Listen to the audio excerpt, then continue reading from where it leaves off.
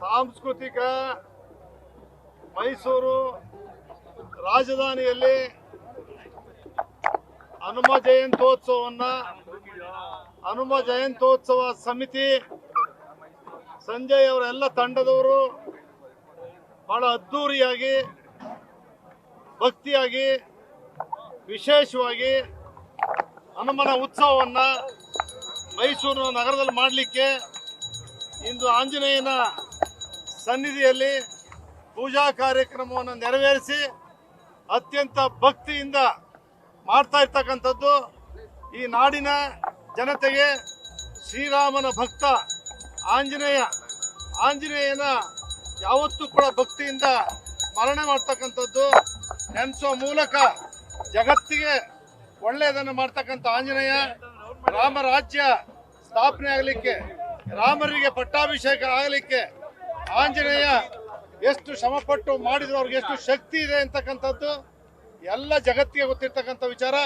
ಅಂತ ಮಹಾ ಶ್ರೀರಾಮ ಭಕ್ತನ ಆಂಜನೇಯನ ಹನುಮನ ಜಯಂತ್ಯೋತ್ಸವವನ್ನು ಯಶಸ್ವಿಯಾಗಿ ಮಾಡ್ತಾ ಇರ್ತಕ್ಕಂಥ ಆಯೋಜನೆ ಮಾಡಿರ್ತಕ್ಕಂಥ ಉತ್ಸವ ಸಮಿತಿಯವರಿಗೆ ಮಹಾಜನತೆಗೆ ಆಂಜನೇಯನ ಆಶೀರ್ವಾದದಿಂದ ಹನುಮನ ಆಶೀರ್ವಾದದಿಂದ ಎಲ್ಲರಿಗೂ ಒಳ್ಳೆಯದಾಗಲಿ, ಆರೋಗ್ಯ ಸುಖ ಸಂತೋಷ ನೆಮ್ಮದಿ ಶಾಂತಿ ನೆನೆಸಲಿ ಅಂತೇಳಿ ದೇವರಲ್ಲಿ ಪ್ರಾರ್ಥನೆ ಮಾಡಿದ್ದೇನೆ. ಅಧಿವೇಶನ ನಡೀತಾ ಇದೆ. ಉತ್ತರ ಕರ್ನಾಟಕದ ಬಗ್ಗೆ ಚರ್ಚೆಗಿಂತ ಅಧಿಕಾರ ಮತ್ತೆ ನಾಯಕತ್ವ ಬದಲಾವಣೆ ಚರ್ಚೆ ಜಾಸ್ತಿ ಆಗ್ತಾ ಇದೆ ಅನ್ನೋ ಒಂದು ಆರೋಪ ಇದೆ. ಅದು ಇವತ್ತು ಹೊಸದಾಗ ಆಗಿಲ್ಲ, ಅದು ನಡೀತಾನೆ ಇದೆ, ಅದಾಗವರೆಗೂ ನಡೀತಾನೆ ಇರುತ್ತೆ. ಅದು ನಮ್ಮ ಕೈಯಲ್ಲೂ ಇಲ್ಲ, ನಿಮ್ಮ ಕೈಯಲ್ಲೂ ಇಲ್ಲ, ಅದು ಅವ್ರಿಗೆ ಬಿಟ್ಟಿದ್ದು.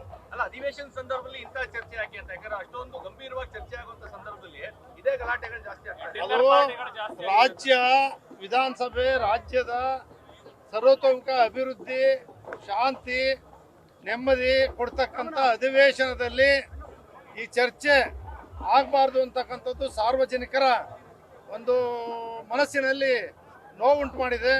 ಅವ್ರು ಇನ್ನು ಮುಂದೆ ಅಧಿವೇಶನದಲ್ಲಿ ರಾಜ್ಯದ ಸರ್ವತೋಮುಖ ಅಭಿವೃದ್ಧಿಗೆ ಚರ್ಚೆ ಆಗಲಿ ಅಂತೇಳಿ ಆಶಯ ವ್ಯಕ್ತಪಡಿಸ್ತೀನಿ. ಸಲಹೆ ಕೊಡ್ತೀರಾ ಅಂತ ಅವ್ರಿಗೆ?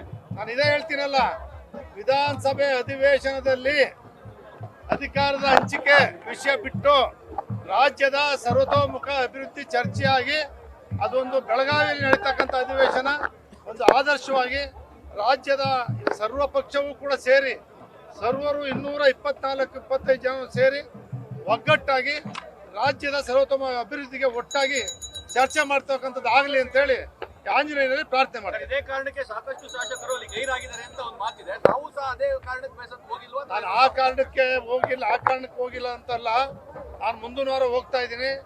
ಈ ಕ್ಷೇತ್ರದಲ್ಲಿ ಬಹಳಷ್ಟು ವೈಯಕ್ತಿಕವಾಗಿ ಕ್ಷೇತ್ರ ಸಮಸ್ಯೆಗಳಿದ್ದರಿಂದ ನಾನು ಬರೆದುಕೊಟ್ಟು ಉಳಿದಿದ್ದೀನಿ. ನೆಕ್ಸ್ಟ್ ವೀಕ್ ಹೋಗ್ತೀನಿ.